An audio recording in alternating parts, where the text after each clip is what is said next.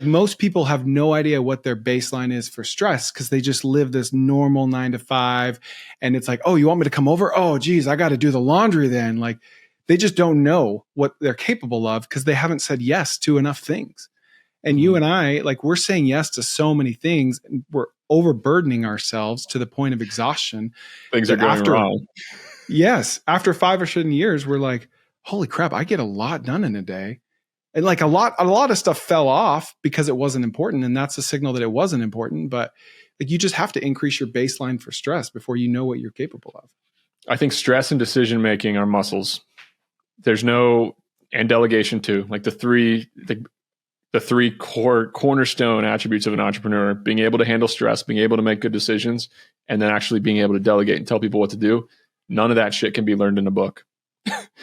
You're not, if you want to put on muscle, like Arnold Schwarzenegger, you're not going to go read about Arnold, watch a bunch of videos, build your plan, order your protein. No, you got to go to the gym and lift the weights. I think those things are exactly the same.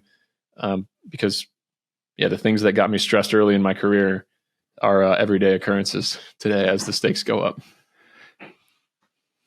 Paul Graham has this essay that I love that's called Makers versus Managers. Have you read that? No. That's not from. So he just talks about how like in the business world, there's two types of people. Picture like a coder sitting in a dark room, just building code. And he's got the whole day open and you put one meeting on his calendar and he's just thrown off. And then that's a maker, right? And then you've got a manager who's just like, they want their calendar full. They want meeting after meeting after meeting because it makes them feel productive and busy. And, their default setting is like, hey, just put something on my calendar,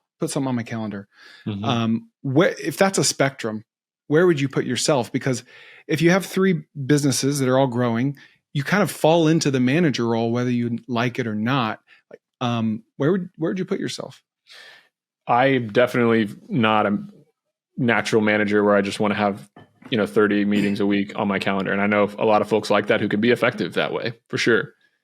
I like to think about obviously monthly meetings and check-ins on my businesses where I feel like the team has clear direction.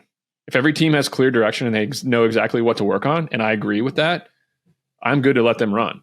Hey, come to me when you have a problem. But yeah, I'm definitely not a natural manager on that spectrum. What about you? I'm like a maker through and through.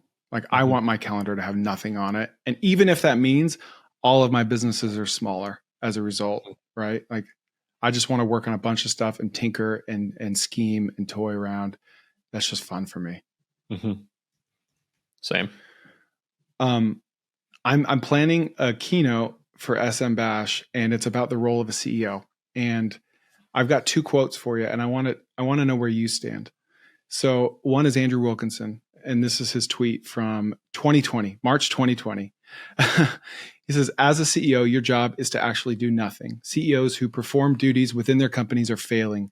Your job is to set strategy and culture, delegate and incentivize. Same goes for executives. You are just more focused mini CEOs who report up. So that's Andrew Wilkinson. And then you got Michael Girdley, who says, hire smart people, leave them alone. Terrible advice. Where do you stand? 2 smart people, opposite advice. Yeah, both of them more successful than me probably. But in my opinion, to be an effective manager, you have to be able to get in a meeting and tell people what to do. You can't do that if you don't know what it's like on the front row. So in somewhere, like I know how to recruit. I know how to recruit almost any person. I know how to get in our software. I know how to look at their profiles. I know how to move them along in our sourcing. I know how to request a video because I wrote the email that we send to a candidate to request a video. I wrote all the templates that my recruiters are using to present candidates to clients. Yesterday at 4:30, I got on and coached for an hour our sales team because I took 20 sales calls over the last month. So that's where I stand.